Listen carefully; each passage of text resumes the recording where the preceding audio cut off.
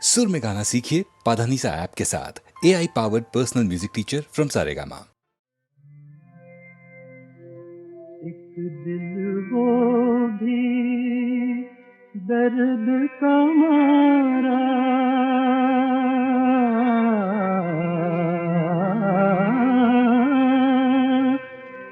आठों पहर सताए, जरा जरा सी बात पे पगला,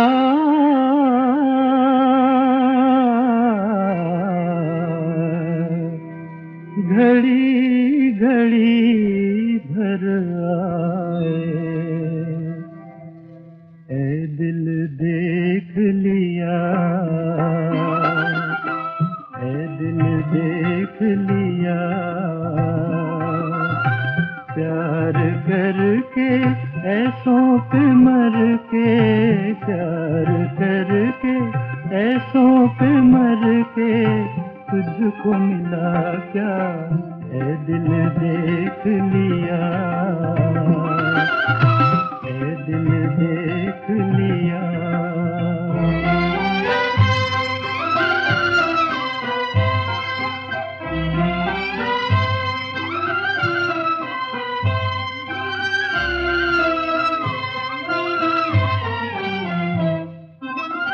दुखिया दिल की हाय बुरी होती है, दुखिया दिल की हाय बुरी होती है, हिल जाती है सारी दुनिया, हिल जाती है सारी दुनिया, जब मोहब्बत रोती है। सुन रे अनाड़ी किया, ऐ दिल देख लिया, ऐ दिल देख लिया।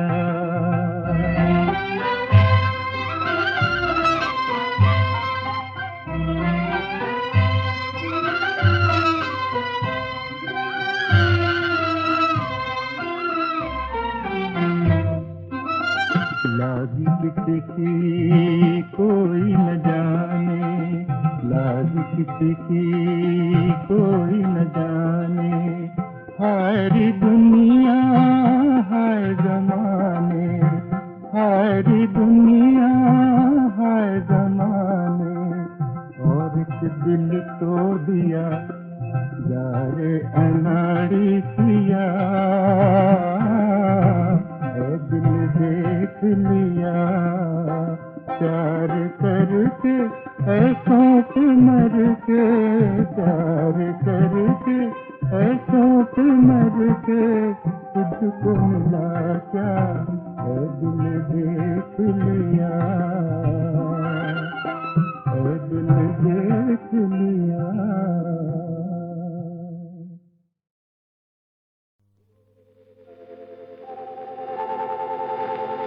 सारंगा तेरी याद में नैन हुए बेचैन, मधुर तुम्हारे मिलन बिना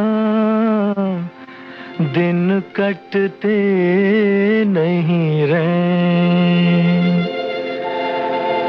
मधुबन के मधुकुंज में चलते बिरहा समीर, बाट तकूं तेरी मैं प्रिय,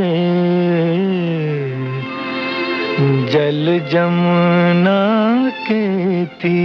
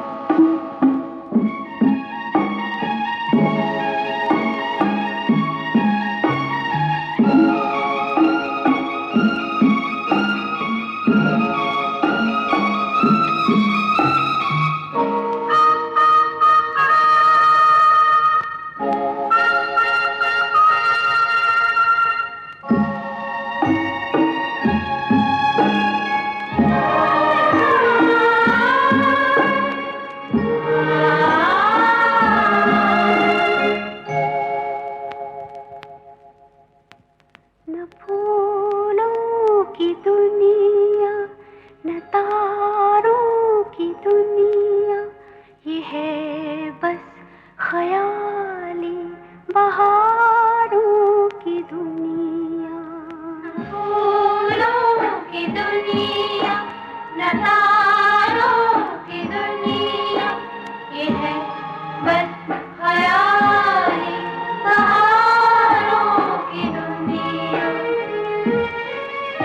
यहाँ मस्त नजरें, यहाँ मस्त नजरें, बहकने को तरसे, बहकने को तरसे, उमंगों भरे दिल धड़कने को तरसे, धड़कने को तरसे, ये है प्यार के बेसहारों की दुनिया। यहाँ गम है लाखों, मसरत नहीं है तड़पने की, लेकिन इजाजत नहीं है। ये है इश्क के बेकरारों की दुनिया, न फूलों की दुनिया, न तारों की दुनिया, ये है बस ख्याली बहारों की दुनिया।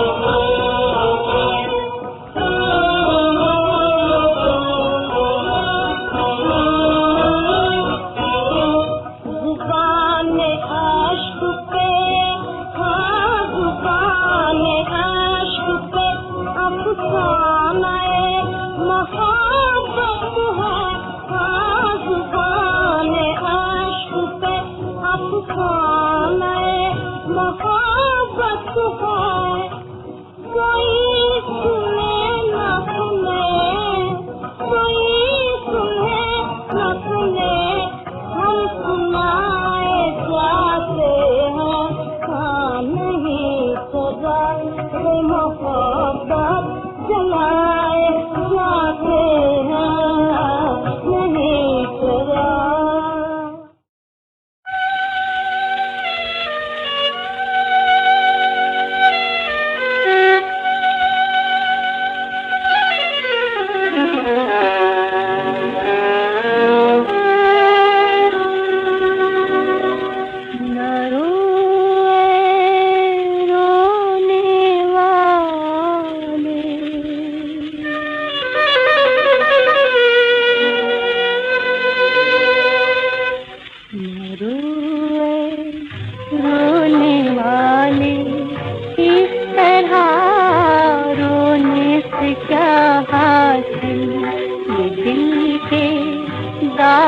दम भर के लिए रोने से क्या हासिल न रोए रोने वाले इस तरह रोने से क्या हासिल ये दिल के दाग दम भर के लिए रोने से क्या हासिल न रोए रोने वाले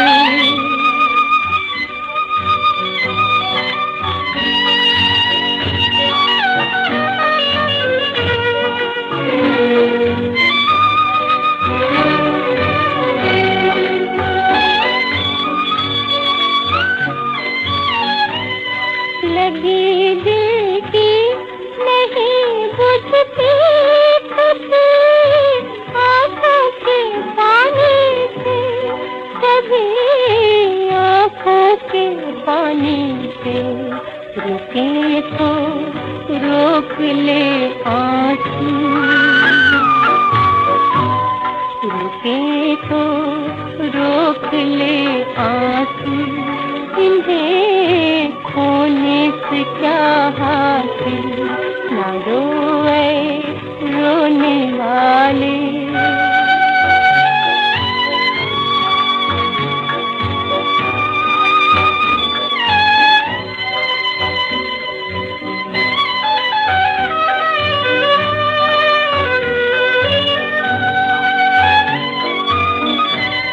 रहे ना जब चमन में हम बहार आई तो जाई बहार आई तो जाई घटा छाई हुई बरखा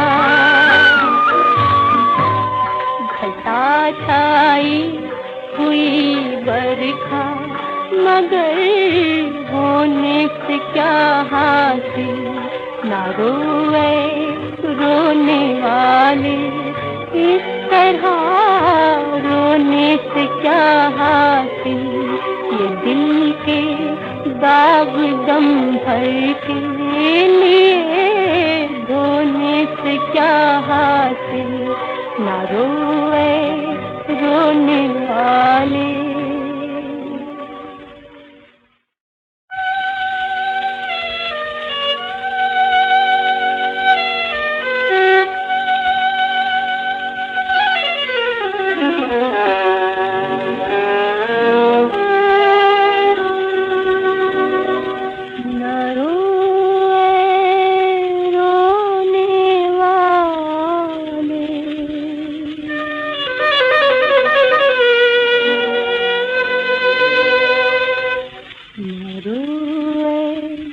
रोने वाले इस तरह रोने से क्या हासिल ये दिल के दाग दम भर के लिए रोने से क्या हासिल न रोए रोने वाले इस तरह रोने से क्या हासिल ये दिल के दाग दम भर के लिए रोने से क्या हासिल, न रोए रोने वाले।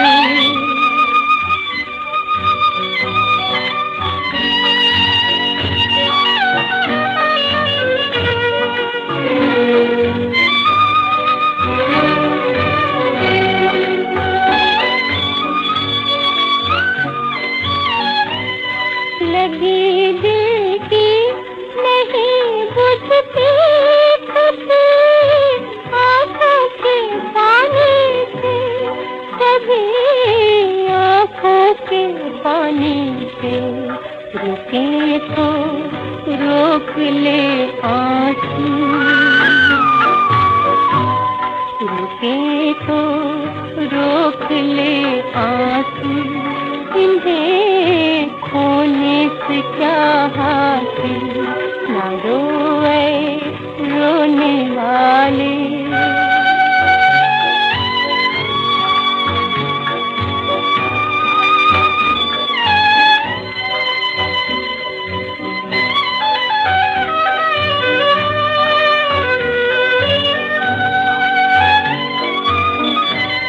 रहे ना जब चमन में हम, बहार आई तो क्या आई, बहार आई तो क्या आई।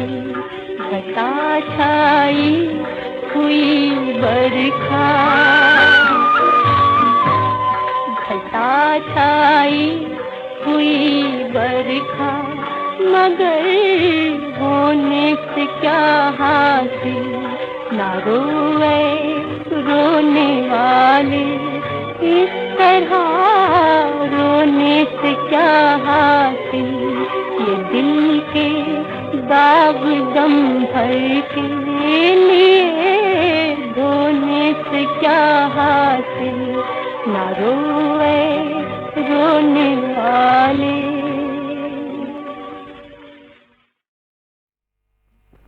साथियों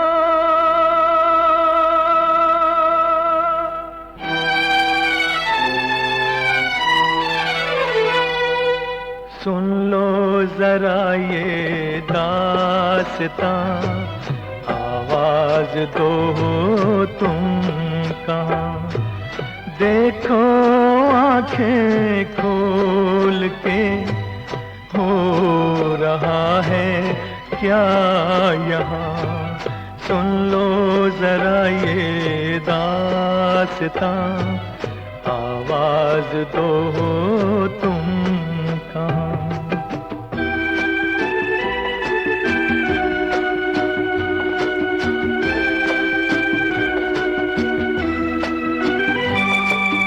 एक माटी से बने हम, सबका एक भगवान है।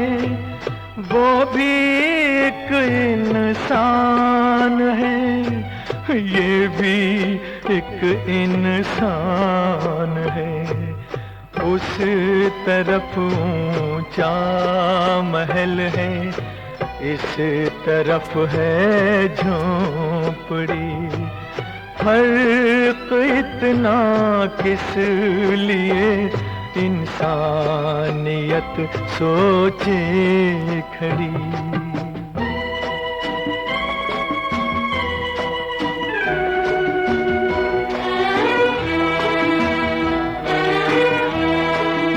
उस तरफ भूख और निराशा का निशान तक भी नहीं। इस तरफ एक सर्द चूल्हे में धुआं तक भी नहीं। उस तरफ रंगीन शराबें मेज पर आने को है। इस तरफ पीने को आंसू ठोकरें खाने को है।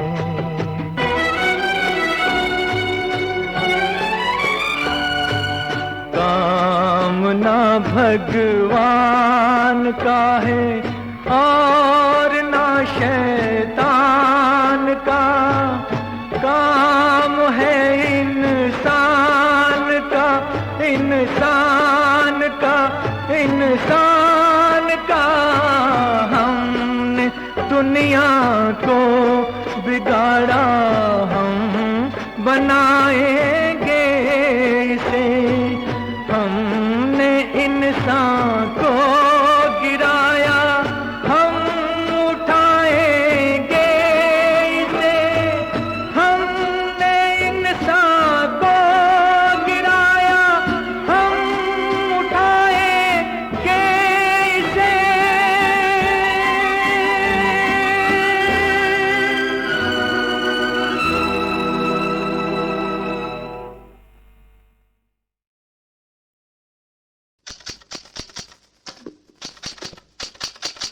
गया बेटी, ये किशोर साहब का पिस्तौल रिपेयर के लिए आया था, जाने कहाँ रख दिया? जरा तुम ही ढूंढ दो। मैं खुद ही रख के भूल गया था। मेरी तरह मेरी याददाश्त भी बूढ़ी हो गई है। लेकिन बेटी, तू क्यों खामोश रहती है? तेरे तो हंसने के दिन है, खेलने के दिन है। ऐसे ही चुप रहने की आदत सी हो गई है। मैं सब समझता हूं बेटी, वक्त सबसे बड़ा इलाज है। अल्लाह तुझे हिम्मत दे, सबकी ताकत दे।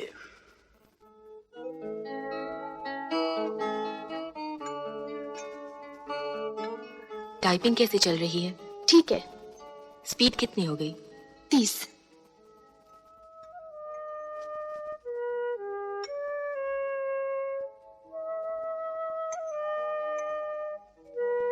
अशोक जी की चिट्ठी आई? आई। जवाब दिया? नहीं।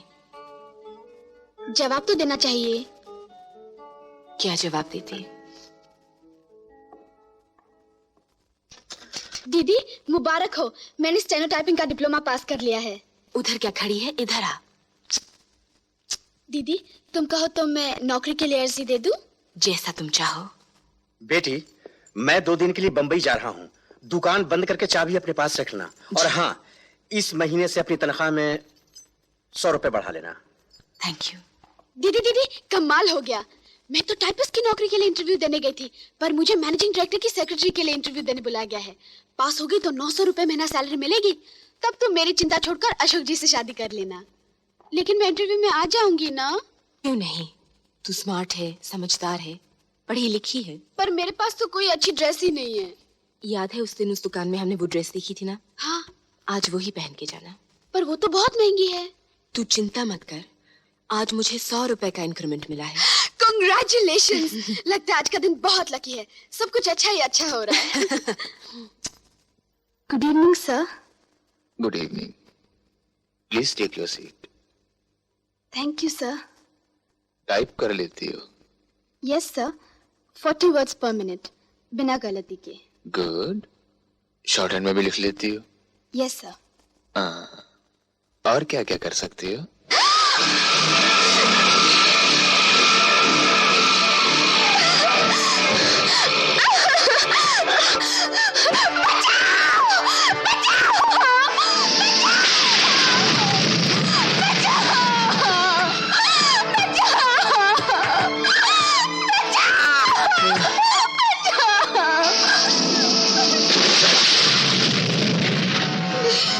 यहाँ तुम्हारी आवाज सुनने वाला कोई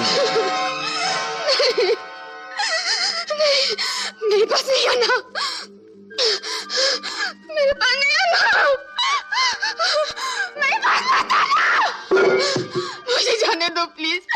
तुमने मेरी बहन को बर्बाद कर दिया। मुझे मत करो, मैं तुम्हारे हाथ जोड़ती हूँ। तुम्हारी बहन? वो तो बेवकूफ थी। तुम मेरी बात मानो, तुम्हारी जिंदगी बना दूंगा। नहीं नहीं, मुझे कुछ नहीं चाहिए। मुझे मर जाने दो प्लीज। जरूर जाने दूंगा, लेकिन तुम इतना घबरा क्यों रही हो? मैं तो कुछ नहीं करूंगा, तुम्हें छूऊंगा भी नहीं। मैं तो सिर्फ तुम्हारा खूबसूरत बदन देखूंगा। देखो, तुम अपने कपड़े उतारो और एक ब्यूटी क्वीन की तरह यहाँ से वहां और वहां से यहाँ चल कर दिखा दो। तुम्हारा कुछ बिगड़ेगा नहीं और मैं खूबसूरत बदन देख लूंगा। फिर तुम अपने घर चली जाना। हाँ, कहो दरवाजा खोल दो। खोल दो। तुम वहीं बैठे रहोगे? बिल्कुल। मुझे छोड़ोगे तो नहीं? कतई नहीं। उसके बाद मुझे घर जाने दोगे? हाँ? God promise? God promise. देखो, अब तुम देर ना करो। मुझसे नहीं होगा। तो फिर मैं उठता हूँ।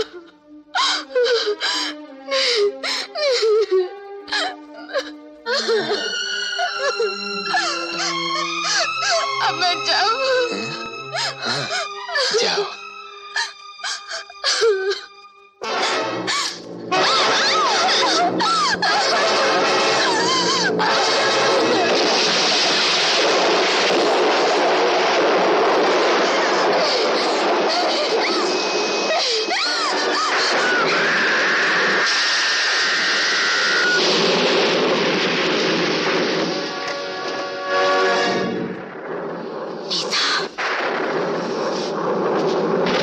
नीता,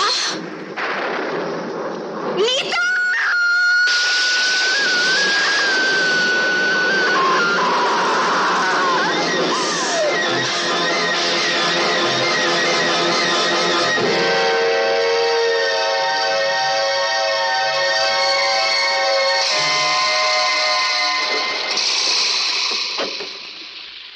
नमस्कार सेठ जी। नमस्कार सेठ। नमस्कार नमस्कार। कैसे हैं आप? क्लास जी ठीक है। सेठ जी, आपने गुप्ता हॉस्पिटल बनवाकर बड़े ही पुण्य का काम किया है। जी हाँ, आप जैसे धर्मात्मा दो चार और पैदा हो जाएं तो इस देश का उद्धार हो जाए। भगवान आपको इन सेवाओं का फल जरूर देगा। मैं तो सिर्फ कर्म करता हूँ भाई, फल देना तो इसके हाथ है। हाँ, और उसके राज में देर हो सकती है, अंधेर नहीं। भारती, ना।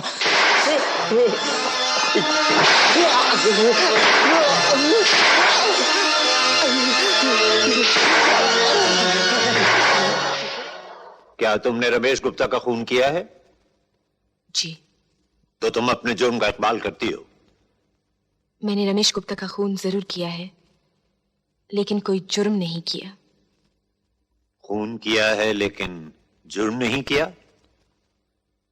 अदालत समझी नहीं?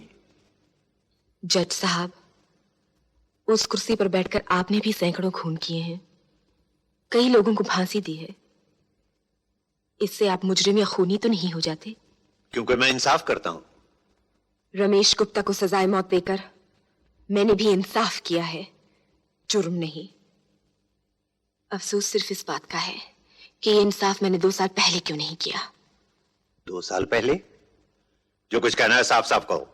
जज साहब, याद कीजिए वो दिन जब इसी अदालत में, इसी कटहरे में मेरी जगह एक औरत की इज्जत लूटने वाला रमेश गुप्ता खड़ा था, और वहां ठीक उसी जगह खड़े बैरिस्टर चंद्र गुनहगार को बेगुनाह और बेगुनाह को बदचलन साबित कर रहे थे। और उस कुर्सी पर बैठकर आपने रमेश गुप्ता को बाइज्जत छोड़कर जुर्म को कम करने के बजाय उसकी जड़ें मजबूत की थी। इसलिए जज साहब, आज मुजरिम के कटहरे में आपको होना चाहिए और आपकी जगह मुझे, क्योंकि आपने इंसाफ न करके जुर्म किया है और मैंने कानून हाथ में लेकर इंसाफ किया है, मुजरिम को सजा दी है। मुजरिम मैं नहीं जज साहब, मुजरिम आप है, आपका इंसाफ है। योर ऑनर, यह अदालत का अपमान है। This is contempt of court. बयान जारी रहने दिया जाए। मैं अदालत पे लगाए हुए इल्जाम जानना चाहता हूं। Thank you sir. एक दिन एक अभागन सारी लोक लाज छोड़कर यहां आपकी अदालत में आपसे इंसाफ मांगने आई थी। इंसाफ भी हुआ था, बड़ा अजीब इंसाफ। इज्जत लूटने वाले को बाइज्जत आजाद कर दिया गया और लुटने वाली को उम्र कैद, और वो भी जेल के बाहर जहां सुबह शाम सैकड़ों लोग उसे नफरत के कोड़े मारते, जहां हर नजर उस पर थूकती, उसे धुतकारती, आपके इंसाफ ने एक सांस लेती हुई लाश को समाज के चौराहे पर लटका दिया था, जिससे लोग नसीहत लें और फिर कोई लुटी हुई औरत इंसाफ का दरवाजा खटखटाने की हिम्मत ना कर सके। पर वो औरत कौन है, कहाँ है? गौर से देखिए, वो औरत मैं हूं, यहां हूं। भारती देवी? 2 साल पहले जब रमेश गुप्ता ने मेरी इज्जत लूटी थी, मुझे बर्बाद किया था, तब इंसाफ का दरवाजा मैंने ही खटखटाया था। तो 2 साल बाद आपने अपनी हार का बदला ले लिया। जब कानूनन नहीं जीत सकी तब कानून हाथ में लेकर आपने उसका खून कर दिया। जी हाँ, मैंने उसका खून कर दिया, उस पर गोलियां बरसा दी। अफसोस यही है कि पिस्तौल में सिर्फ 6 गोलियां थी, 7 नहीं, वरना मैं सब की सब उसके सीने में उतार देती। शायद उन गोलियों की आवाज से आदमी की सोई हुई आत्मा जाग जाती, शायद उन खून के छींटों से कानून की आंखें खुल जाती और वो देख सकता कि उसकी भूल से कितने इंसान शैतान बनते जा रहे हैं।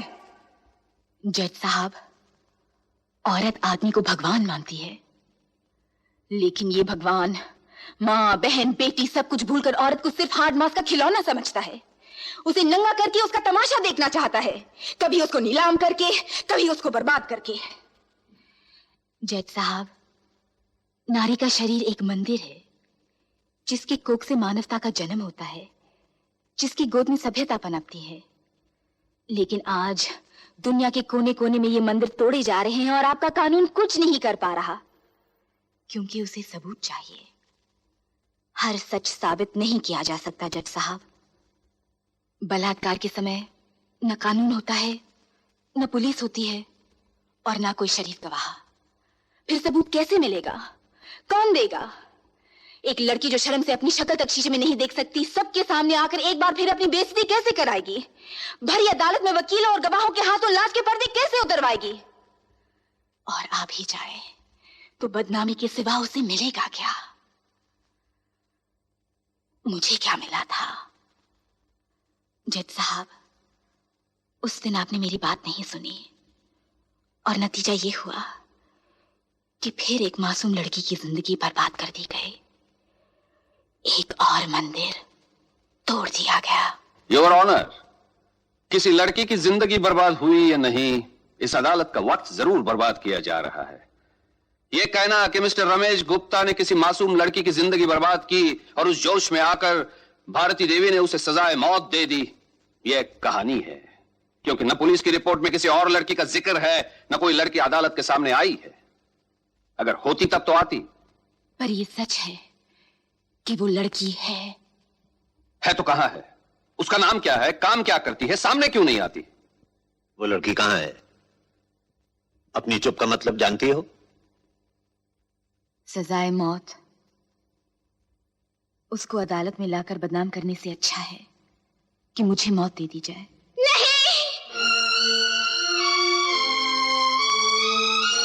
वो लड़की मैं हूँ जज साहब। ये क्या कर रही है नीतू? यहाँ आकर सिर्फ बदनामी मिलेगी, बेइज्जती मिलेगी और कुछ नहीं मिलेगा, कुछ नहीं मिलेगा। दीदी, बदनामी, बेइज्जती, मौत, कोई भी कीमत तुम्हारी जिंदगी से बढ़कर तो नहीं। जज साहब, मैं अपना बयान देने के लिए तैयार हूँ। जो कुछ कहना है यहाँ आके कहो। मैं जो कुछ भी कहूंगी सच कहूंगी और सच के सिवा कुछ नहीं कहूंगी। मैंने पहले भी तुम्हें कहीं देखा है। जी हाँ जज साहब, इसी अदालत में, इसी कटहरे में 2 साल पहले। फर्क सिर्फ इतना है कि तब रमेश गुप्ता ने मेरी दीदी को बर्बाद कर दिया था और अब मुझे किया है। मिस्टर चंद्रा, मैं तुमसे कुछ सवाल पूछ सकता हूं? जरूर पूछ सकते हैं। लेकिन आप यही पूछेंगे ना कि उसे देखकर मैंने दरवाजा क्यों बंद कर दिया? वकील साहब, दरवाजा मैंने बंद नहीं किया, वो तो पहले से ही बंद था। आप पूछेंगे मैंने मदद के लिए किसी को पुकारा क्यों नहीं, शोर क्यों नहीं मचाया? मैंने बहुत शोर मचाया, पर मेरी आवाज सुनने वाला कोई नहीं था। मदद के लिए भगवान को भी पुकारा, पर वो भी नहीं आया। वकील साहब, वो भी नहीं आया। और मैं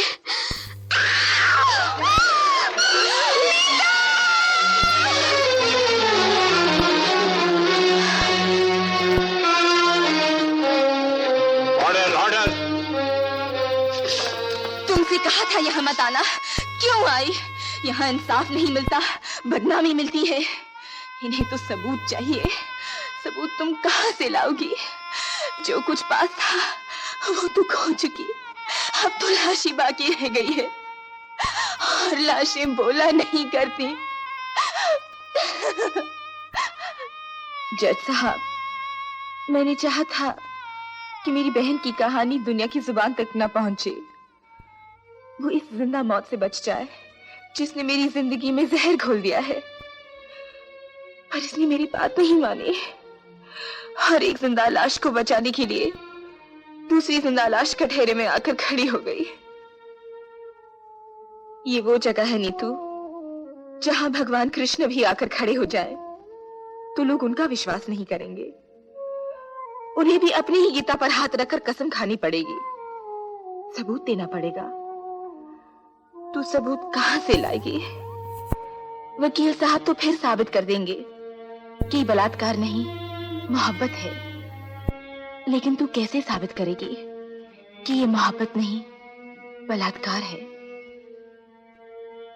वकील साहब, आप तो रोज लोगों से सैकड़ों सवाल पूछते हैं। इजाजत हो तो आज मैं आपसे एक सवाल पूछूं? पूछिए। हर समझदार वकील जानता है कि सच क्या है और गुनहगार कौन है। आपको भी पता था कि मेरे साथ बलात्कार किया गया था, फिर आपने सच क्यों छुपाया? इंसाफ क्यों नहीं किया? इंसाफ करना मेरा काम नहीं है, वो जज साहब का काम है। मेरा काम, मेरा फर्ज सिर्फ अपने क्लाइंट की वकालत करना है, उसको बचाना है, और हर वकील का यही फर्ज होता है। मैंने सिर्फ अपना फर्ज पूरा किया था। वकील साहब, अपना फर्ज पूरा करने के लिए आपको तो ढेर सारे रुपए मिले, नाम मिला, पर इस बेगुनाह को क्या मिला? समाज को क्या मिला? इंसानियत को क्या मिला? क्या इनके लिए आपका कोई फर्ज नहीं? आपने कभी सोचा है वकील साहब, कुछ रुपयों के लिए आप जिन शैतानों की रक्षा कर रहे हैं, वो एक दिन आपके बच्चों को भी खा सकते हैं? कभी सोचा है कि इसकी जगह आपकी बेटी भी हो सकती थी? जो इसके साथ हुआ है उसके साथ भी हो सकता था। देखिए, इसकी तरफ देखिए। आपने रमेश गुप्ता को बचाकर जो फर्ज पूरा किया था, उसका अंजाम देखिए। इसके होंठों से सारी मुस्कुराहट नोचकर इतनी सिसकियां भर दी गई हैं जो कभी कम नहीं होंगी। इतने ढेर सारे आंसू दे दिए गए हैं कि डूबने के लिए समुद्र ढूंढने की जरूरत नहीं पड़ेगी। इसके जिम्मेदार आप हैं वकील साहब, और आप भी जज साहब। उस दिन आपने एक मुजरिम को छोड़कर इंसाफ की कब्र पे बेइंसाफी का बीज बोया था। वो बीज पेड़ बन गया, एक और मंदिर आपके इंसाफ की भेंट हो गया।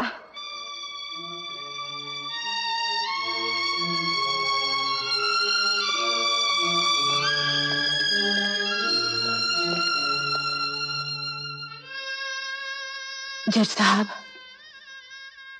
2 साल पहले इसी अदालत में मैं आपसे इंसाफ मांगने आई थी, सो तो नहीं मिला। आज मैं आपसे मौत मांगने आई हूं, वो तो आप दे सकते हैं।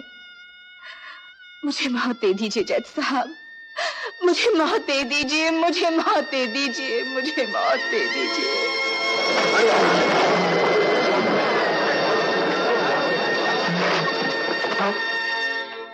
कानून की तारीख में शायद पहली बार किसी मुल्जिम ने इंसाफ को मुजरिम ठहराया है। हम भारती देवी की हिम्मत और सच्चाई की इज्जत करते हैं, लेकिन भारती देवी ने कानून अपने हाथ में लेके जुर्म किया है, चाहे वो उनके ख्याल से इंसाफ करने के लिए ही क्यों ना हो। अगर इसी तरह हर शख्स कानून अपने हाथ में लेके इंसाफ करने लगे तो दुनिया में ना कानून रहेगा ना इंसाफ। मैं जज होते हुए भी कानून का पाबंद हूं और मुझे भी कोई हक नहीं कि मैं कानून के दायरे के बाहर जाकर कोई फैसला करूं। भारती देवी ने खून किया है, उन्हें इसकी सजा मिलनी चाहिए, लेकिन यह खून जानबूझ के नहीं किया गया। ऐसे हालात में किया गया है जबकि कोई भी मां या बहन खून करने पे मजबूर हो जाती। इसलिए अदालत को भारती देवी के साथ हमदर्दी है और गिरफ्तारी के बाद जेल की हिरासत में काटे हुए दिनों को ध्यान में रखते हुए अदालत के उठने तक भारती देवी को यहां कटहरे में खड़े रहने की सजा देती है। भगवान क्या इंसाफ किया, इसको कहते हैं इंसाफ। और जनाब अली क्या कानून का नुक्ता निकाला, हमारा सजा भी दे दी और फिक्र किया, इसे कहते हैं इंसाफ। जब तक समाज है जुर्म होते रहेंगे, लेकिन बेइंसाफी जुर्म से भी बड़ा गुनाह है। 2 साल पहले इसी कुर्सी पर बैठकर मैंने भी यह गुनाह किया था। इसलिए कानून की यह कुर्सी मैं हमेशा के लिए छोड़ता हूं, क्योंकि जो कानून रक्षा नहीं कर सकता उसे सजा देने का भी कोई अधिकार नहीं।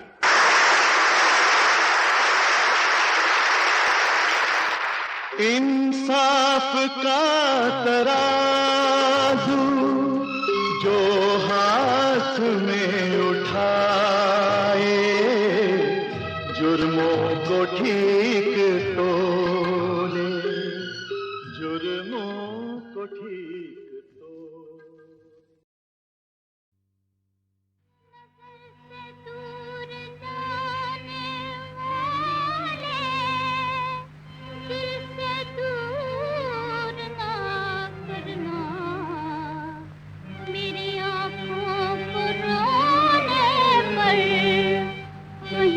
मजबूर ना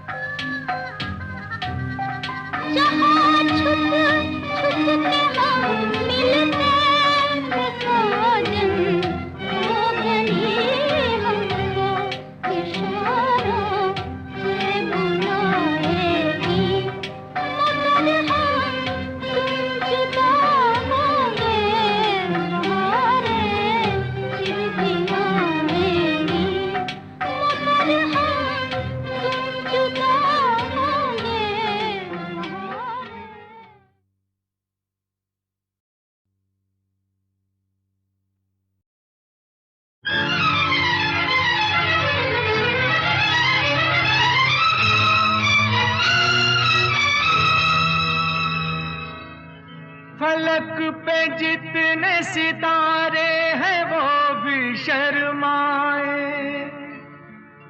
ओ देने वाले मुझे इतनी जिंदगी दे दे, यही सजा है मेरी, मौत ही ना आए मुझे। किसी को चैन मिले, मुझको बेकली दे दे। गम उठाने के लिए मैं तो जिए जाऊंगा, गम उठाने के लिए मैं तो जिए जाऊंगा।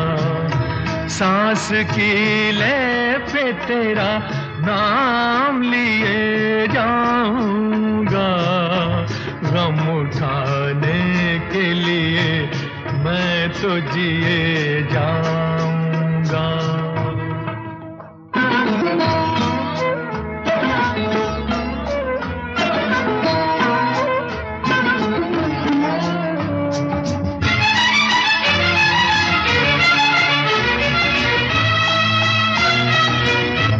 हाय तूने मुझे उल्फत के सिवा कुछ ना दिया, और मैंने तुझे नफरत के सिवा कुछ न दिया।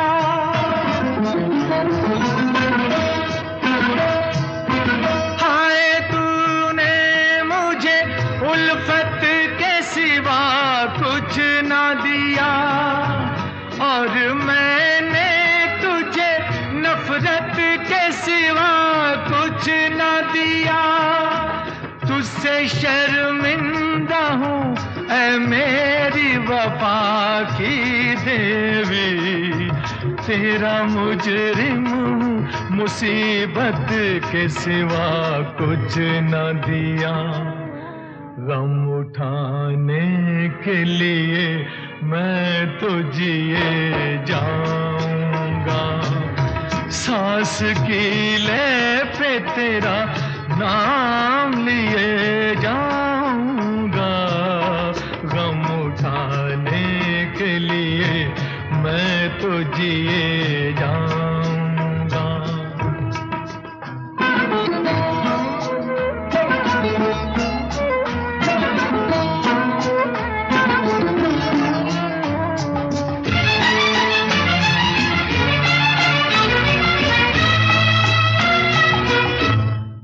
ख्यालों में मेरे अब भी चली आती है, अपनी पलकों पे उन इश्कों का जनाजा लेकर।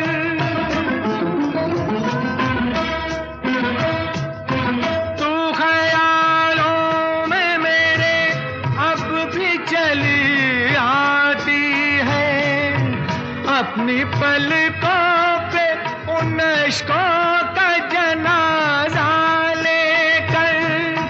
तूने नींदें करी कुर्बान मेरी राहों में, मैं नशे में रहा गैरों का सहारा लेकर।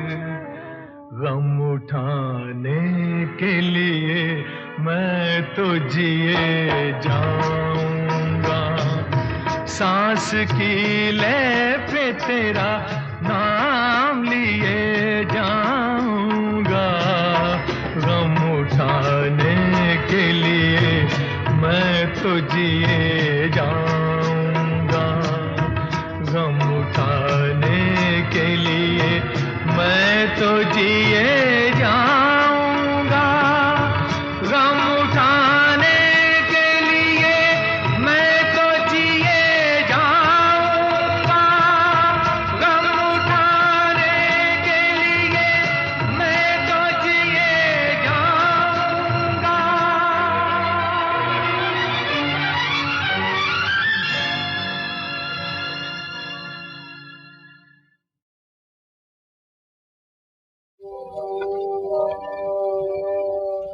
तेरी नजरों ने मेरे सीने पे फायर कर दिया और भरी नगरी में मेरे दिल का पंचर कर दिया। तू कहाँ चला मुख मोड़ के बालम, कहाँ चला मुख मोड़, तू कहाँ चला दिल तोड़ के बालम, कहाँ चला दिल तोड़। दरो दीवार पे हसरत से नजर करते हैं, टटा टटा हम तो सफर करते हैं। कैसे जाऊं तेरे साथ साइकिल ही नहीं है, दिल कैसे दिखाऊं कि मेरा दिल ही नहीं है। तू कहाँ चला मुख मोड़ के बालम, कहाँ चला मुख मोड़।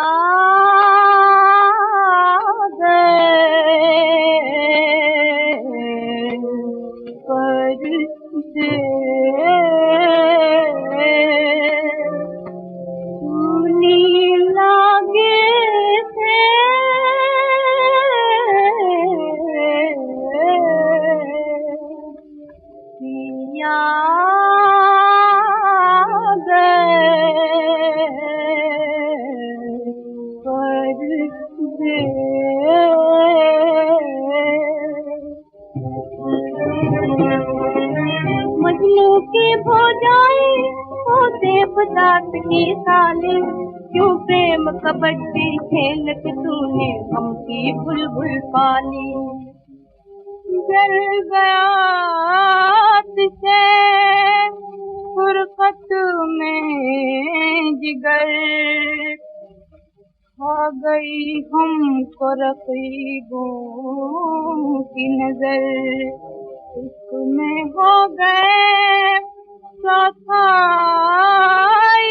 हम, रह गई दिल में तेरी याद मगर।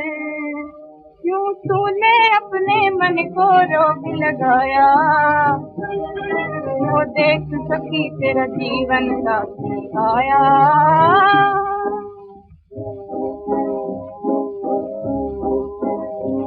मेरा जीवन सुहाना सुहाना हुआ, मेरी गलियों में साजन का आना हुआ। मेरा जीवन सुहाना सुहाना हुआ, मेरी गलियों में साजन का आना